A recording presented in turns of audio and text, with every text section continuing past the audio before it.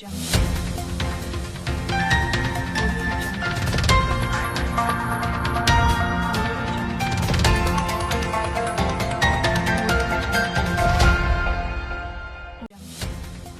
principaux titres de ce flash d'information célébré chaque année à l'initiative de l'Organisation des Nations Unies ONU, le 3 décembre est la Journée internationale des personnes handicapées. À travers une conférence de presse, le collectif des handicapés diplômés et non diplômés du Mali a mis l'accent sur l'emploi des personnes vivant avec un handicap au Mali. Les détails dans un instant. C'est dans le souci de montrer le savoir-faire des jeunes entrepreneurs et pousser le Malien à aller vers nos productions locales que l'entreprise charismatique spécialisée dans la transformation et la vente de beurre de karité a procédé à l'ouverture des activités de la 3e édition du marché du Made in Mali. C'était ce vendredi 3 décembre en présence de plusieurs partenaires. Fidèles téléspectateurs de Liberté TV, bonsoir et bienvenue dans ce flash d'information. Comme je vous le disais à l'instant, ce vendredi 3 décembre 2021, le Mali célèbre la Journée internationale des personnes handicapées.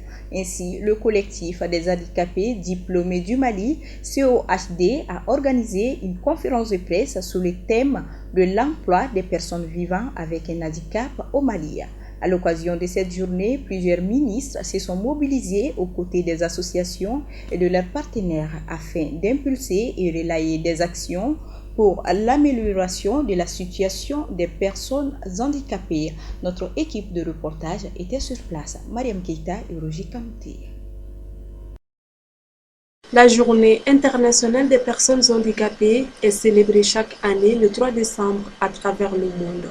Elle vise à promouvoir les droits et le bien-être des personnes handicapées dans toutes les sphères de la société et du développement, ainsi qu'à accroître la sensibilisation à leur situation particulière sur le plan politique, social, économique et culturel. Pour l'occasion, le collectif des handicapés diplômés et non diplômés du Mali, CODE, à l'issue de sa conférence de presse sur l'emploi des personnes handicapées au Mali, à travers leur président, Sidi Mohamed Koulibaly, sollicite auprès de l'État malien l'aide pour la mise en œuvre effective du décret d'application de la loi numéro 027 du 12 juin 2018 relative aux droits des personnes vivant avec un handicap afin de leur permettre la jouissance effective de tous les droits de l'homme ainsi qu'à l'obtention d'un emploi. De cette journée, c'est d'informer l'opinion nationale et internationale sur les difficultés des personnes en situation de handicap dans l'accès à l'emploi. Tout le monde sait que dans nos pays, comme je l'ai dit au cours de la conférence, les accès aux structures de la vie, qu'il s'agisse de l'éducation, qu'il s'agisse de la santé et qu'il s'agisse de l'emploi, sont faits en fonction de la norme dominante. Ça veut dire que c'est fait pour les personnes non handicapées. Donc l'accès aux structures n'est pas fait pour les personnes en situation de handicap et ce qui a pour conséquence leur exclusion, notamment au niveau professionnel. Donc nous sommes nombreux à ne pas pouvoir connaître un accès à l'emploi. Nous sommes beaucoup dans le chômage. Donc l'objectif aujourd'hui, c'est d'attirer l'attention de l'opinion nationale et internationale, les autorités de la transition et également les particuliers sur la nécessité de la prise en compte de l'accès des personnes handicapées à l'emploi. Nous avons rencontré des difficultés. D'abord, la première difficulté, c'est au niveau financier. Parce que les associations souvent ne sont pas dotées de fonds, ce qui rend souvent difficile les déplacements. Il n'y a pas également de moyens pour ceux qui ne voient pas. Donc cela peut poser également problème. Nous avons un message de sensibilisation qui consiste à dire à tous les Maliens et par-delà que les personnes en situation de handicap, étant comme toute autre personne, ont droit à l'emploi. Nous voulons fonder des familles. Nous voulons participer au développement de notre pays. Donc, vraiment, nous demandons aux autorités, nous demandons aux bonnes volontés d'avoir un regard sur l'emploi des personnes en situation de handicap. Le directeur national du travail, M. Fassou Koulibaly, représentant de Madame la ministre du Travail, de la fonction publique et du dialogue social, a réaffirmé leur engagement pour l'amélioration des conditions de vie des personnes vivant avec un handicap. En fait, il s'agit bien d'une journée importante tout ce qui touche les personnes vivant avec le handicap doit être pris avec beaucoup de considération. C'est pourquoi le ministre a estimé que je viens de la représenter. Donc ça veut dire qu'il y a une importance particulière que nous accordons à cette journée. Mais également, vous avez entendu un certain nombre de doléances, de sollicitations qui ont été adressées effectivement à notre ministère. Donc il s'agit pour nous, puisque c'est la loi qui a été adoptée, le décret subséquent, il s'agit des lois de la République. Nous allons faire en sorte que ces textes soient appliqués et nous allons faire écho auprès de nos ministères pour porter effectivement à l'intention de Madame le ministre les sollicitations qui ont été formulées par les jeunes diplômés handicapés. Sur la lutte libère, en fait le gouvernement fera tout ce qui est de son pouvoir pour que leur situation soit améliorée de jour en jour. Également présent à cette rencontre, le représentant du ministre de la Santé et du Développement social, M. Siaka Koulibaly, se dit heureux de participer à cette journée et encourage le développement du code dans leur lutte. Aujourd'hui, c'est une heureuse occasion d'être là au nom de Madame le ministre de la Santé et du Développement social pour participer à cette conférence de presse initiée par le collectif des diplômés handicapés sans emploi. Et donc, c'est pour juste toujours témoigner la solidarité de ce gouvernement, son dévouement pour que la cause des personnes handicapées puisse être vraiment reconnue dans ce pays. Donc vous pouvez déjà remarquer que depuis la mise en place de cette transition, sous le leadership du colonel Assimi Goïta et du Premier ministre Dr Choguel Kokala Maïga, de Madame la ministre de la Santé et du Développement social, tout ce qui est droit au profit des personnes handicapées ont vu le jour. L'handicap, ça ne s'explique pas, ça se vit. Un adage plein de sens. Au Mali, malgré les dispositions législatives, le handicap reste une cause d'exclusion en termes d'éducation, d'accès aux infrastructures, d'intégration professionnelle, mais aussi d'acceptation sociale, alors que tous les êtres humains naissent libres et égaux en dignité et en droit.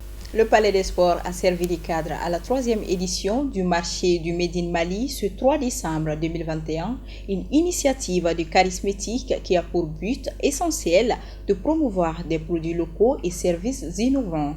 Les activités se dérouleront du 3 au 5 décembre 2021. Reportage.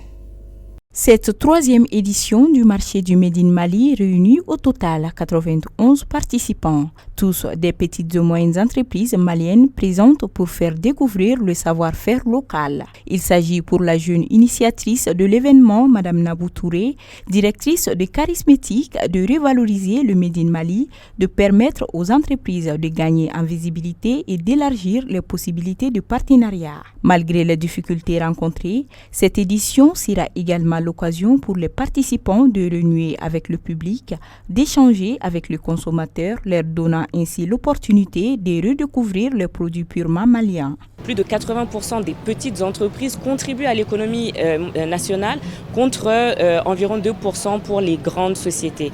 Et donc, comment est-ce que ces sociétés-là, ces petites entreprises sont censées faire au quotidien?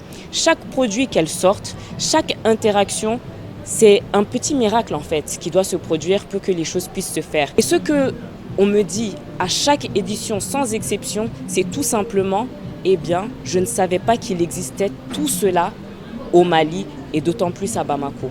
Les gens ont besoin de trouver ces produits, mais ils ne savent pas où les avoir. C'est pour ça que nous appelons vivement les différentes chaînes de supermarchés, les différents magasins qui distribuent des produits, les sociétés de distribution à s'intéresser davantage aux produits qui existent. Il faut aussi que certaines dispositions soient prises, certains éléments soient pris en compte au niveau des institutions financières où la façon de financer les PME n'est pas adaptée aux réalités que ces différentes entreprises peuvent rencontrer. Pour ce faire, durant ces activités de 3 jours, des espaces d'échange élaborés sont ouverts à tous à travers des panels et masterclass, du networking sur l'entrepreneuriat ainsi que des stands équipés de nos produits locaux en vue de servir le public et de les sensibiliser sur la nécessaire dynamique du consommer malien. Il est important de rappeler que cette foire d'exposition du marché du Made in Mali a été rendue possible grâce au soutien indéniable de plusieurs partenaires comme l'Union européenne, l'eau minérale Diago, le Grand Moulin du Mali, le FASEJ, l'entreprise Doumouni Bamako Saveur, entre autres. Le représentant de la délégation de l'Union européenne, Mathieu Proroch, estime que ces initiatives jeunes doivent être accompagnées tout en soulignant le rôle des petites et moyennes entreprises dans le développement d'un pays. Je souhaite féliciter l'organisatrice et jeune entrepreneur, Mme Nabou Touré, pour ce brillant travail de promotion des petites et moyennes entreprises maliennes. Le développement des petites et moyennes entreprises locales est en fait essentiel parce qu'il contribue à permettre à un pays d'accroître la compétitivité de ses produits, d'augmenter le volume des exportations avec des avantages clairs au niveau du budget de l'État et de la balance commerciale. Je me réjouis de la tenue de cette 3e édition du marché Made in Mali. C'est la preuve que le secteur privé malien est dynamique et il a envie de continuer à se développer. L'édition 2021 est placée sous le parrainage de Mme Sempara Assitan, qui a manifesté sa joie et encouragé l'initiative. C'est un réel plaisir quand même de me retrouver devant vous aujourd'hui comme marraine de cet événement. Je suis pratiquement émue de voir que l'initiative vient d'une très jeune femme qui a osé se lancer sur ce chemin qui n'est pas facile, mais il faut l'encourager. Et moi, on continuera de la soutenir comme on peut le faire. La cérémonie a également été marquée par la présence de la représentante de la Direction nationale des petites et moyennes entreprises, Adidjatou Touré, et de Mme Néné Keïta, fondatrice du cabinet Yelema Consulting, qui estime que ce projet mérite vraiment d'être accompagné. Les exposants, quant à eux, ont le sourire aux lèvres, car ce projet leur donne plus de visibilité. Ainsi, ils n'ont pas manqué de saluer fortement les initiateurs. Alors moi, je suis là dans le cadre de la restauration.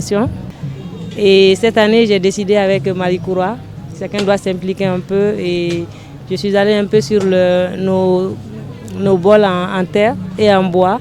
Parce que c'est plus sain de manger dedans, ça garde la chaleur et tout. Donc j'essaye d'inciter tous les Maliens à essayer de revenir un peu en arrière, d'avoir, c'est pas de changer tout de suite, mais d'avoir quelques éléments de nos plats à la maison et de manger dedans et tout. Alors je félicite vraiment ce projet et je salue Mme Nabou Touré. Ça permet de nous faire connaître, de voir un peu les produits maliens, de voir comment les femmes travaillent, l'entrepreneuriat et tout. Et voilà, ça ne fait que mettre en avant tout ce qui est produit malien. Bon, comme il y a une blane exposition déjà féminin, Made in Mali, nous avons valorisé d'abord de Kama. Donc moi je pense que en fait Made in Mali barala avant en concerné.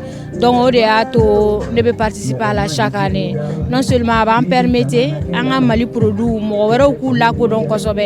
en même temps, nous avons organisé un fera la nyonga, en fait fanga que Made in Mali be yiriwa ka taga nyefe ko sobe. Ni ko nyuma bade tiens la wallahi.